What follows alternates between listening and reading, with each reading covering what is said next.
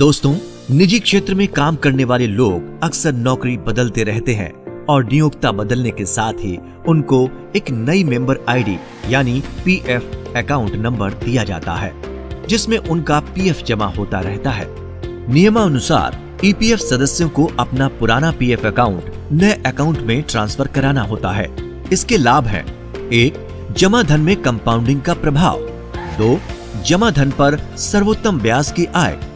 3. सदस्यता अवधि 5 वर्ष से अधिक होने पर अंतिम निकासी के समय टीडीएस से बचाव। 4. सदस्यता अवधि के जुड़ते रहने से 10 वर्ष की सदस्यता पूरी होने पर पेंशन के लिए पात्रता।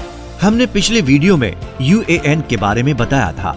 इसमें यह भी बताया था कि 12 अंकों वाली ये संख्या जीवन पर्यंत सदस्य की पहचान रहती है और इसी के अंतर्गत उसके विभिन्न पीएफ खाते जुड़े रहते हैं।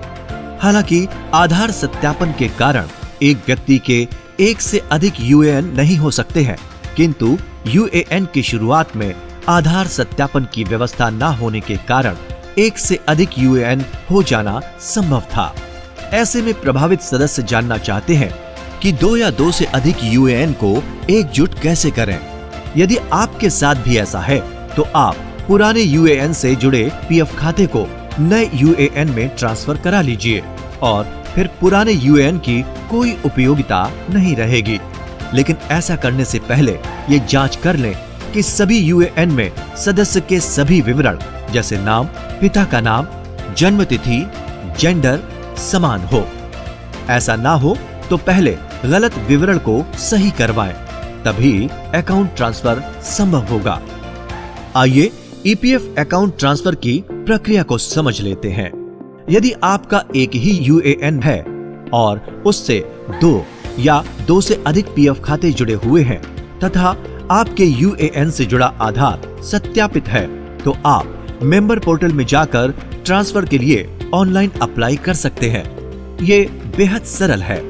ये भी जरूरी है कि पूर्व पीएफ खाते में नौकरी छोड़ने की तिथि यानी डेट ऑफ एग्जिट दर्ज की गई हो तथा नई नौकरी में ज्वाइन करने की तारीख उसके कम से कम 1 दिन बाद की हो। डेट ऑफ ज्वाइनिंग और डेट ऑफ एग्जिट नियोक्ता भरता है। यदि नियोक्ता ने डेट ऑफ एग्जिट ना भरी हो तो नौकरी छोड़ने के 2 माह बाद सदस्य स्वयं भी इसे भर सकता है।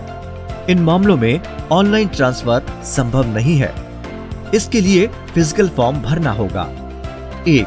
यदि पूर्व में अकाउंट ट्रांसफर किया जा चुका हो और उसके बाद उसमें कोई राशि जमा हुई हो, उसे ट्रांसफर करवाना हो। 2.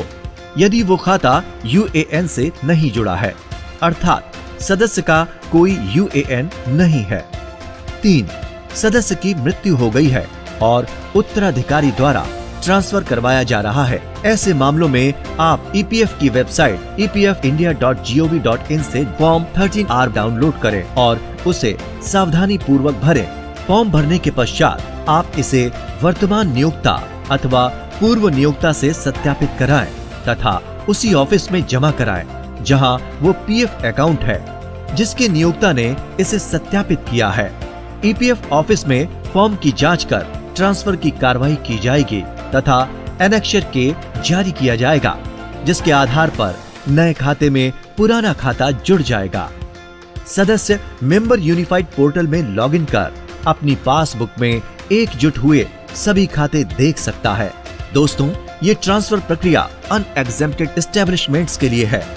एग्जेम्प्टेड एस्टेब्लिशमेंट के अकाउंट ट्रांसफर के बारे में हम आपको अपने अगले वीडियो में बताएंगे।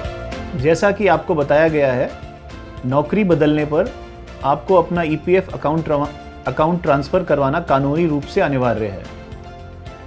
यह आपके अपने हित में है। पुराने अकाउंट से पैसा निकालने की गलती बिल्कुल न करें। अगर अकाउंट ट्रांसफर में आपको कोई समस्या हो तो अपने ईपीएफ ऑफिस में संपर्क करें। हमारे कर्मचारी आपकी सहायता को तत्पर हैं। धन्यवाद।